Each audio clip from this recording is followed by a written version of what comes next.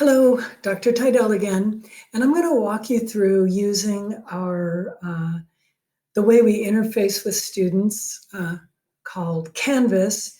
A lot of you already know how to run Canvas, so the beginning part of this is actually just showing people how to get into Canvas, and the rest of it will be how to use your Canvas page.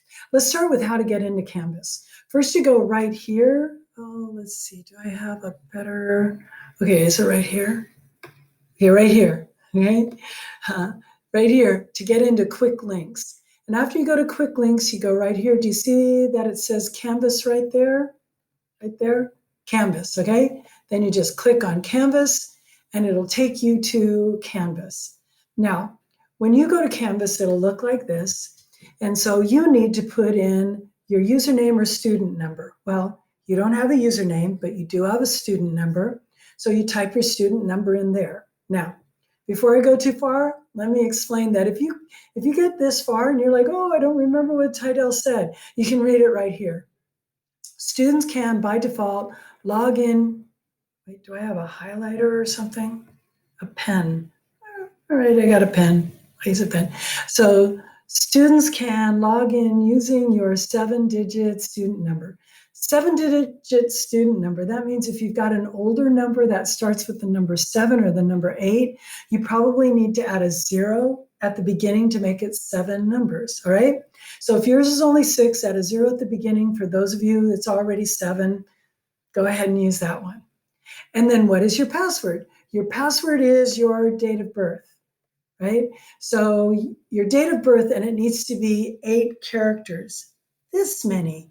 So that means if you're born on the Cinco de Mayo in 1999, then it would be 05/05/1999. And since this is the United States, we put the month first and then the day.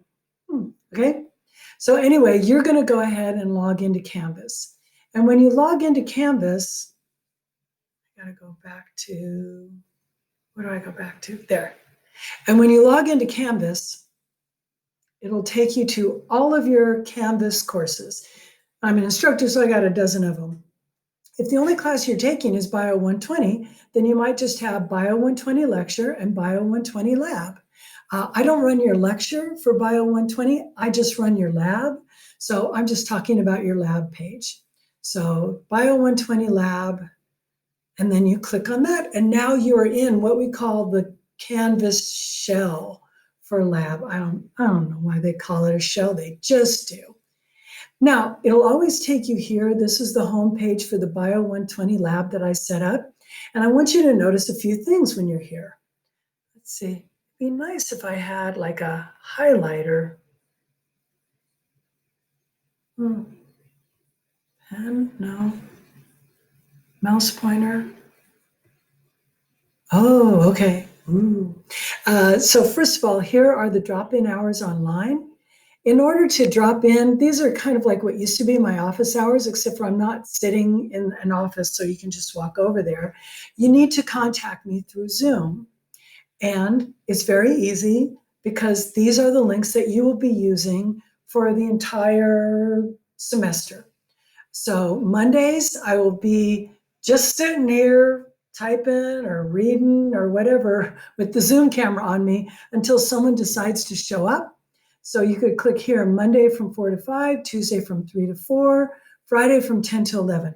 By the way, my very first office hour will be Friday from 10 to 11 on the Friday before class starts. So if you are watching this right after I sent you the email with the links to this video, then you've got questions or you want me to walk you through something, I'm happy to do that through Zoom. All you have to do is click this link, and the link will take you over to Zoom.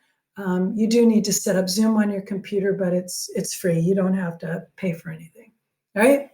So there you go. That's how you get to the office hours. If you want to email me, here's a little bit of an advice on how to email your professor.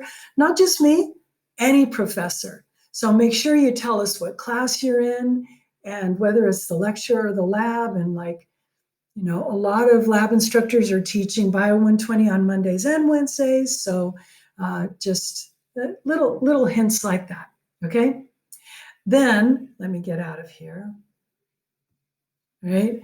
So then you've got 1, 2, 3, 4 places to click. This one right here that says intro and how to videos and info, this video is going to be there. The video about how to run Proctorio is going to be there. The video about an introduction to the class is going to be there. I think I'm going to post some readable documents about Proctorio there. So all you have to do is click and it'll take you right to that part of the class that's going to show you the different videos. All right, so there's that. Let's just go back, follow the breadcrumbs back. There's the lab syllabus and the lab schedule. If you click there, it actually downloads on your computer. So you got to go down here and click on it to open it up. And then you can see here is the lab syllabus. By the way, your very first assignment, and you can start it right now if you wanted to, your very first assignment is to take a quiz in Proctorio about the lab syllabus and make sure you print this out before you take that quiz, because when you take the quiz through Proctorio, it will not allow you to access any electronic documents on your computer. So make sure you print this out, because there could be a question like, what are we doing studying on week 8? And you will come here and you will say, oh, on week 8, what are we doing? On week 8, we are taking a quiz about molecular biology and we're studying genetics. Okay? So that is how you get to your syllabus. PowerPoint slides. I will be recording videos about each subject. The kind of lecture I would give right before you start your lab is basically what I'll be posting. And if you want to just see the PowerPoint slides from those videos, those will be posted right here where it says PowerPoint slides. There's nothing there yet, but they'll be there, okay?